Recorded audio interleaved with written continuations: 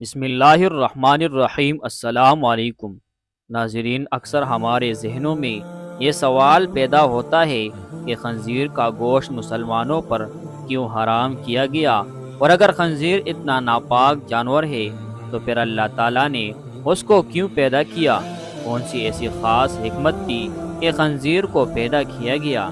تفصیلات جاننے کے لیے اس ویڈیو کو مکمل دیکھ لیجیے۔ ناظرین، و حیثیت مسلمان ہمارا ایمان ہے کہ اسلام میں ہر بات کا حکم بلا وجہ نہیں دیا گیا، بلکہ اس کے پیچھے اللہ تعالیٰ کی ایک گہری حکمت پوشیدہ ہوتی ہے۔ قرآن مجید میں اللہ تعالیٰ نے مومنوں کو جہاں روح عرض پر موجود تمام حلال اور طیب چیزیں کھانے کی اجازت دی، وہیں ایک جانور کھانے سے منع فرما دیا، اور اس جانور کا نام خنزیر ہے۔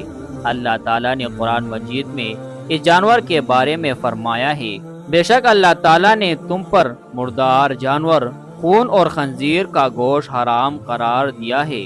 اللہ رب العزت جو سارے جہاں کا خالق و مالک ہے، اس سے زیادہ اپنی تخلیق کے بارے میں کوئی نہیں جانتا، مگر اب سائنس نے بھی اس بات کو ثابت کیا ہے کہ خنزیر واحد جانور ہے جس کو پسینہ نہیں آتا۔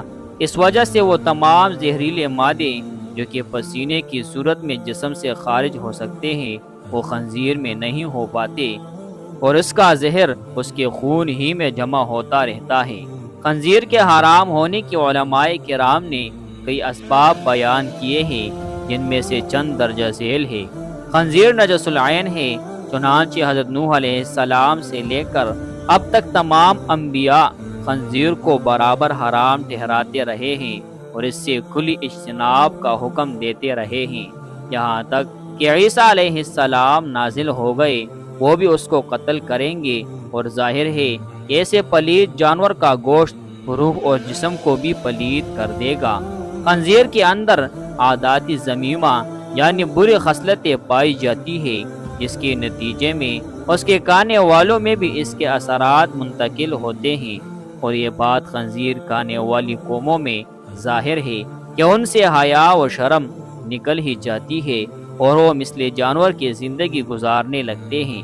لیکن اگر ہمیں خنزیر کا گوشت کھانے کا کوئی ایک منفی پہلو یا نقصان بھی معلوم نہ ہو، تو تب بھی ہمارا خنزیر کے بارے میں ایمان یہی ہوگا کہ وہ حرام ہے۔ آپ یہ بات بھی ذہن میں رکھیں کہ آدم علیہ السلام کو جنت سے صرف اسی لیے نکالا گیا تھا کہ انہوں نے اللہ تعالیٰ کی طرف سے منع کردہ درخت کا پھل کھا لیا تھا۔ ہمیں اس درخت کی حرمت کے متعلق کوئی وجہ معلوم نہیں، اور نہ ہی آدم علیہ السلام کو اس درخت سے ممانعت کی وجہ معلوم کرنے کی کوئی ضرورت تھی، بلکہ اللہ تعالیٰ کا منع کر دینا ہی ان کے لیے اتنا ہی کافی ہے کہ اللہ تعالیٰ نے اسے یعنی خنزیر کو حرام قرار دیا ہے۔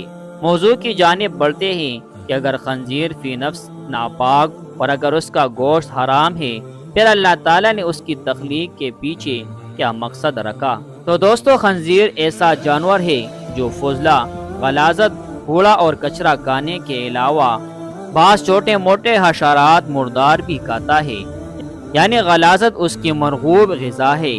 حتیٰ کہ خنزیر ایسا جانور ہے جو اپنی ہی ہم جنس کا پیشاب اور پاخانہ بھی کھا جاتا ہے۔ حقیقت میں یہ زمین کو غلاظت و فضلات اور کوڑے کچرے سے پاک کرنے والا جانور ہے، یعنی خنزیر کی مثال ایسی ہے گویا یہ زمین کا قدرتی ویکیوم کلیز ہو۔ اسے پیدا کرنے کا مقصد زمین کے ماحول کو پاک صاف رکھنا ہے۔ اللہ تعالیٰ کی قدرت سے یہ جانور اپنے جسم میں خود کئی خطرناک بیماریوں کے جراثیم برداشت کر لیتا ہے، مگر یہی جراثیم اگر انسان کو منتقل ہو جائے تو وہ انہیں برداشت نہیں کر پاتا۔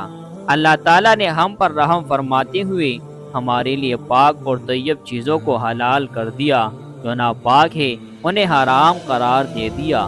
آج ہزاروں برس کے بعد سائنس اس حقیقت کا اعتراف تو کرتی ہے کہ خنزیر کا گوشت انسان کے لیے انتہائی مضر صحت ہے، لیکن اگر ہمیں سائنس نہ بھی بتاتی تو ہمارے ایمان کا تقاضا یہی تھا کہ ہم اللہ تعالیٰ کے فرمودات پر عمل کرتے ہوئے اس سے اجتناب بھی برتے، کیونکہ ہمارے لیے یہی کافی تھا کہ ہمارے رب نے اسے حرام قرار دیا ہے۔